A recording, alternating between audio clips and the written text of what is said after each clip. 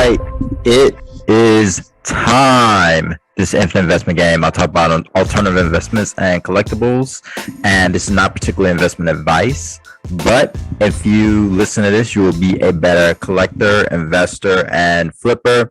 And also, not just for the short term, you'll be way smarter for the long term.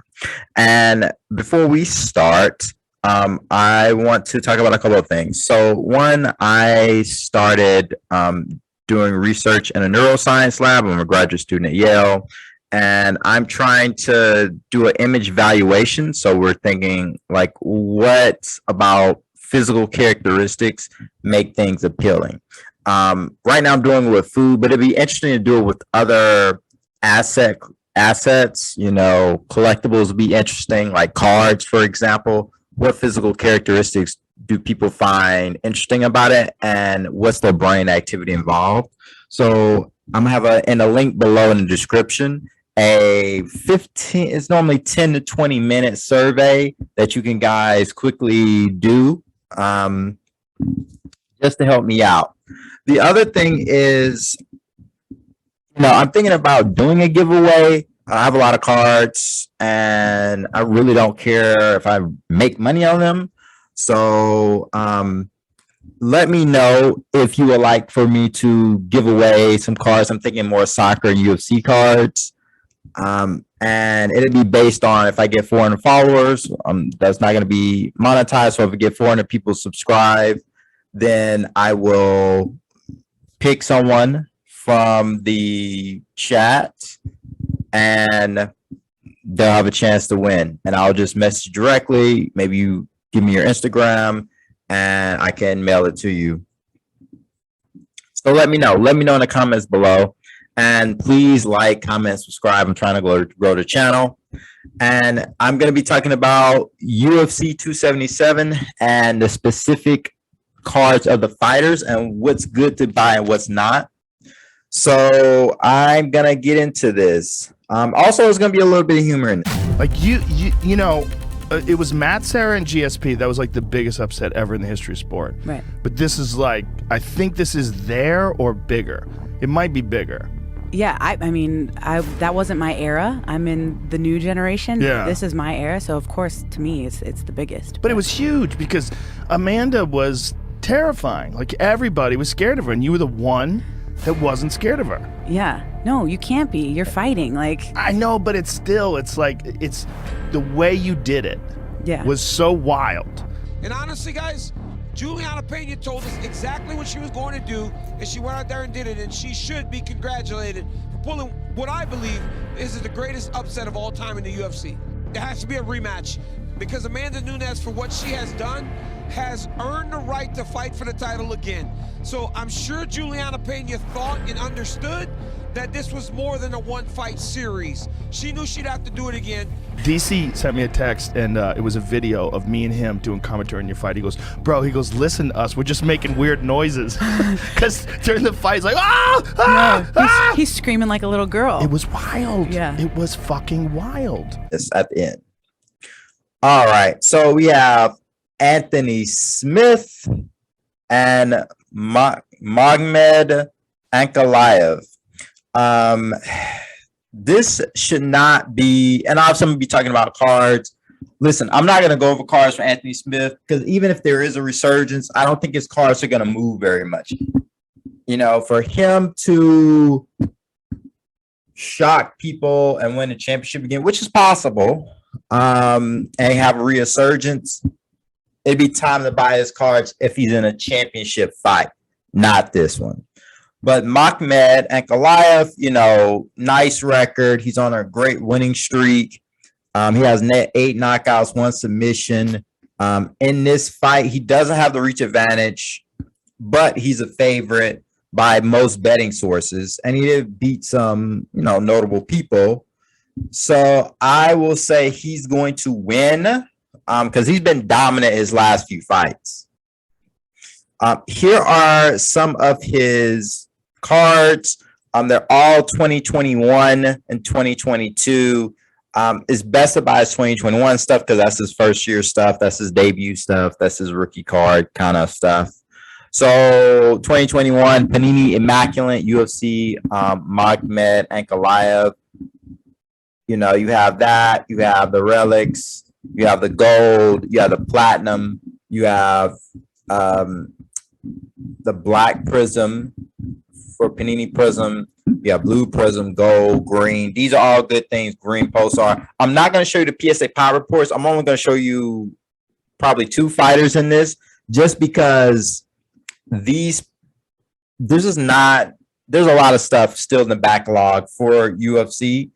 And a lot of people aren't sending these in to get graded yet. So it's going to be all over the place. And I don't want to give like this false sense of, oh, well, you know, his base card, for example, could be just pop 20.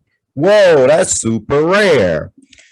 And then you buy it, you hold on to it for a while, and then a year from now, 6 months from now, the pop is like 2,000. You're going to feel gypped in a sense. So I don't want to give any kind of false direction, but there are some pop reports on this stuff. And then here is some of his cards in a sense. So you have his 2020 Panini Prism, and then this is what his 2022 Panini Prism look like. And it does have the rookie card logo, so that's good. Next, you know, I want to say Derrick Lewis just because everything he's done in the past, but I am scared that he won't win. So first off, Derrick Lewis is hilarious. There's a lot of stuff that he said that's extremely funny. But you know, it's not really say. I would say he's probably past his prime now. And he's just going back and forth, winning, losing now. And I don't see him really coming up the heavyweight division anymore. He doesn't even have a reach advantage. He does do well against Russian fighters, but he normally loses in Texas. So take that as you may. Sergey Pavlovich, I'm not necessarily convinced. There's a lot of Russian guys who are really good. That's understandable, but all of them cannot be champion, right? So he's a wrestler. He's good. He'll probably win this, but I don't really think his cards are worth getting. Derrick Lewis is iconic, but I don't think Derrick Lewis is an investment. Like, for example, Ankalaev, I see him more of as an investment because he can have some hype and he could actually win a championship in the future. As far as these two, I don't see it as a yet. Yeah, not yet. But Derrick Lewis is definitely not going to win a championship, unfortunately. But it'd be good for a collection. And then some of Derrick Lewis cards. Turns out I found out that his first card was 2015 Topps UFC Chronicles. These cards are very hard to find, like in good condition. I don't know how many of these are graded, but it's not many, if any. So, and you see him right here, Derrick Lewis. Right here, Derrick Lewis. Yeah, the fight night isn't as memorable. Obviously, Overeem is fighting, but he's well known. But outside of that, like, yeah, there's there. But then, you know, his other card. So I guess it's technically his rookie card is official release. And it's 2017 Topps Museum. This is a big set, Topps Museum 2017, just because it has Francis Ngannou, Valentina Shevchenko. So it's a really nice card. Obviously, the best stuff is probably the serial number stuff. It's not like a fancy card, but it is a thicker card and it's harder to grade. And 2018 Topps Chrome, I believe it's 2018 is his first Topps Chrome cards. I mean, get the refractor stuff, parallel stuff. Blue Wave is an interesting card, or get serial number cards. Don't believe this is serial numbered, but yeah, he is great card. Next, moving up, Brandon Moreno and KaraFrance. So here's the issue. These guys are fighting at what, 125? Here's the issue with these guys. I know the weights say something different, but when they're fighting, they're about 125, but their actual weights are different. So one of the big issues here is in the UFC fighting world, the smaller guys aren't as exciting. So 125 and 135 aren't exciting as much, and they won't really be considered the best all time, even if they're a 2-division champion. And they probably won't be as well known. However, Brandon Moreno is worth getting if you're a collector. Same for KaraFrance. But I do think Brandon Moreno is going to have a better career, and he's probably going to win this fight. One, because he has an advantage as far as boxing. KaraFrance is a little reckless. He does, he got a kid now. He has a wife. So he has a family, and he has different reasons for fighting now. He's trying to support them, and he could pull off the upset. But Brandon Moreno is taller. He has the reach. He has the experience, especially with Davison Figueiredo.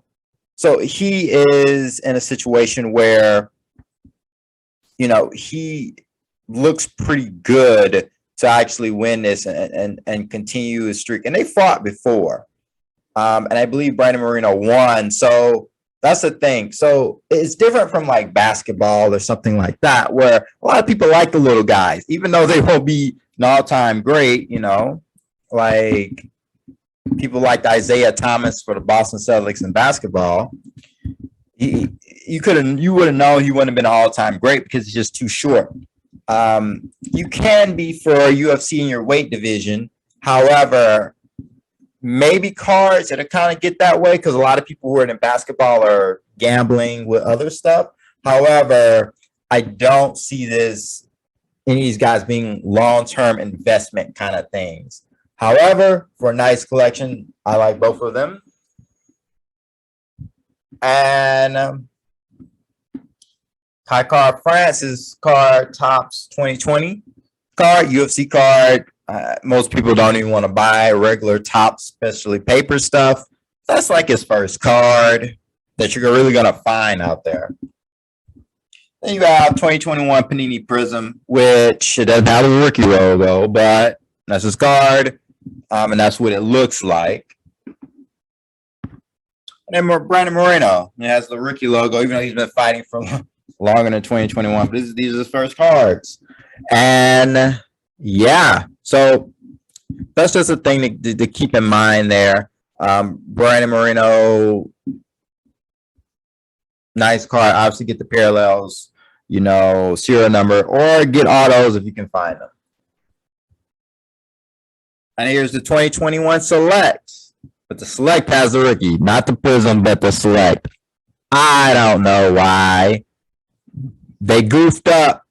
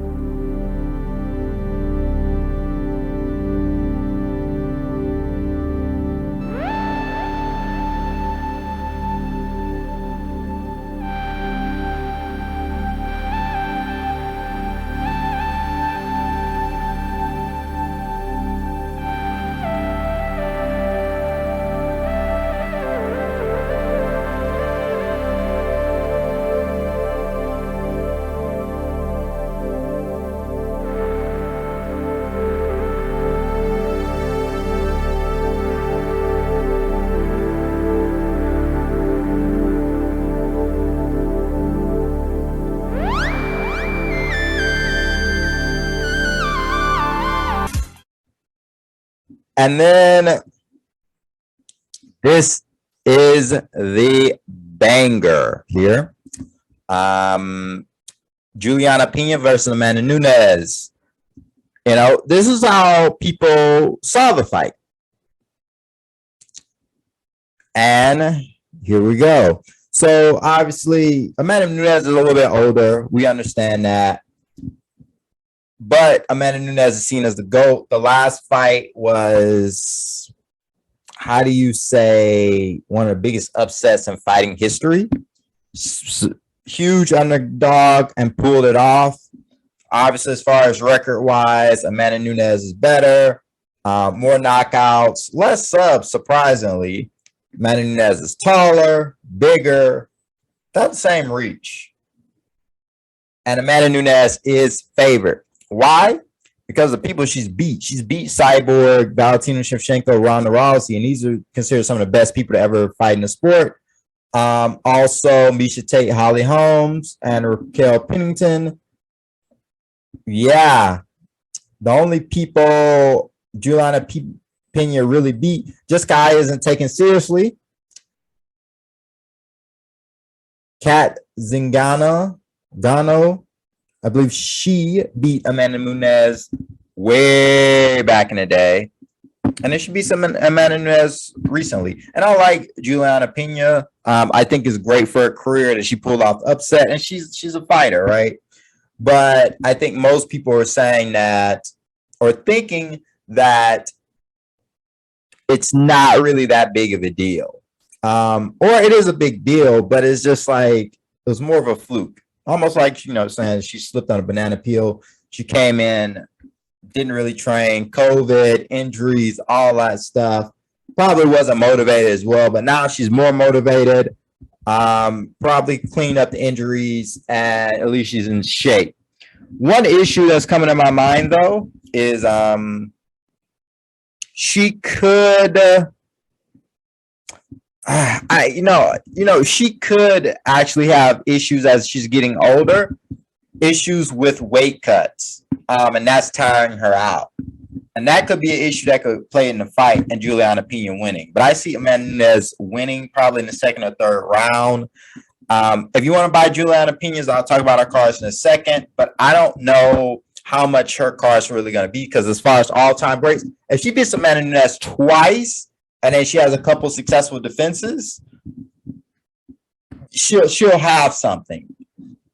But if she doesn't beat Amanda Nunes, her cards are going to be worthless a year from now, 2 years from now. I'm just saying, they're going to be pennies. They're cheap now, but they'll go up if she pulls off another upset, because people are going to be like, oh, no, she's going to dominate the division. And I don't think it's going to be that way. Also, yeah, let's move on. Juliana Pena's cards. Her first cards was 2014 Topps UFC Championship. I can't see from there who she's like punching in the face. But yeah, this is really from her tough enough card. She's from Spokane, Washington. I used to live in that area not too long ago. And yeah. Next is 2014 Topps UFC Knockout. Is there other first year card? This is their UFC debut card. This is what I like better. UFC debut. I don't like this Ricky stuff. This is not basketball or football or baseball or hockey. It's not a team sport. I don't like Ricky. But there you go. Her first on card or first autos and relics that's actually worth anything or worth trying to go after. It's 2015 Topps UFC Chronicles autograph relics. Juliana Pena, really great card. I may actually just pick up one of these. It's a really nice card, in my opinion. They have the memorabilia stuff. 2015 Topps UFC Chronicles. It's more of a from the Tough Enough finale. And none of this stuff is like event. So keep that in mind. You're like, oh, what's this event? This is before these companies were really trying to pull that stuff. Next, 2015, Topps UFC Knockout. Autographs, Juliana Pena. Just more stuff from Ultimate Fighter. So really the first 2 years, 14 and 15, this is Ultimate Fighter cards, really. This is our first ever autograph card, really. And then this is technically the second. Just keep that in mind. Because this came out first. UFC Knockout came out first. Or they produced the cards first. And it's a first autograph card, which is nice to get. I really like this because the 2016 was the first Topps UFC Museum collection. Single fighter signature, swatches, relic, autographs. We have part of a relic. And this is, yeah, the autograph is sticker, unfortunately, but very authentic. Nobody's going to be trying to plagiarize or forge this. And then 149, this one is numbered, but you have the number cards as well, which is really nice to get too. So there's only a limited number of these. And even though some of these are sticker autographs, she's not signing a bunch of stuff until like probably recently. So, and nobody thought she was going to be that great, and she's surprising everyone. So it could make her cards a little bit more valuable if she pulls off an upset. But most people think she's overmatched, and Amanda Nunes is going to rise up to the occasion. 2017 Topps Chrome, UFC Topps Chrome Refractor, Juliana Pena. First Topps Chrome card, 2017. I like the photo. Obviously get the parallels before you get anything else. Also, what I like is it has their social media on the back here. So you can, if you want to like link up with her, Twitter and Instagram. And then first Panini Prism 2021. Here, I picked serial number stuff just because that's what you should go after. Next, the Lioness, Amanda Nunes. So for her, it should be pretty simple, right? Like Topps Bloodlines, this is the best card she can really get because that's her first ever card, her debut, her rookie card. If you see at the bottom here, debut. That's what it should be saying. It should not be saying rookie. I don't like that. Anyway, yeah, she is the greatest of all time. Even if she somehow loses, she will still be considered the greatest of all time. And yeah, Topps 2013 Topps Bloodline is important because this is the same set as Conor McGregor. Keep that in mind. If you just buy a box of cards, you get her and Conor McGregor, the best woman fighter ever. And also you get the most popular fighter in the history of combat sports. All right. We have Amanda Nunes here. 2013 Topps Bloodlines Pop Reports. PSA 10. There's 9 PSA 10s, 15 PSA 9s, 6 PSA 8s, and 3 PSA 7s. My bad. For the black, there's out of 25. It doesn't show the serial number on the card, I don't believe. It does, because I had a Conor McGregor with the flag, and it was like out of 188. But anyway, the black is PSA 8. There's 2. The flag, there's quite a bit. There's 6 PSA 10s and 13 PSA 9s. And red ruby, the flag is out of 188, and the red ruby is out of 8. And there's only 2 of them that's been graded. Some could be in packs, some could have been thrown away. Who knows? But yeah, and we have 2014 Topps Knockout. I believe these are first autos for Amanda Nunes. These are great cards. Autos on the card. Actually, I haven't seen these in person, but this is the first auto for Amanda Nunes, and it's great. And these boxes are cheap, so I don't think a lot of people are like ripping these. And I think the boxes are really, really cheap, so you can get Amanda Nunes autograph. You know, it's a nice for a collection. It could be a nice investment as well. 20, 30 years down the line, someone could say, hey, I really want this. 2017 Topps Chrome, first ever Topps Chrome cards. Amanda Nunes. I like the design. I like the sleek look. And it was around the time she was really ascending.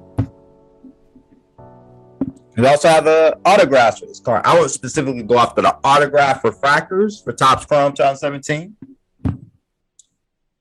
And then I would go after the 2019 Topps UFC knockout cards. I really like this. It's the RPA kind of a thing. But you have the patch, and then you have the autographs. Yes, there's sticker, but you get serial number, and I will go after serial numbered stuff for Amanda Nunes. Great card. It's a nice looking card in my opinion as well. Also, you have their first ever Panini Prism. Obviously, go after parallels, go after the autograph stuff. Also, there is Immaculate. I believe there's Flawless and National Treasures. Don't quote me on the National Treasures yet. But those would be interesting to go after as well. Stay away from Select for Amanda Nunes. My personal opinion, unless it's a 1-on-1 or out of 5 or something like that, I would stay away from it and it's graded. But yeah, that's the video so far.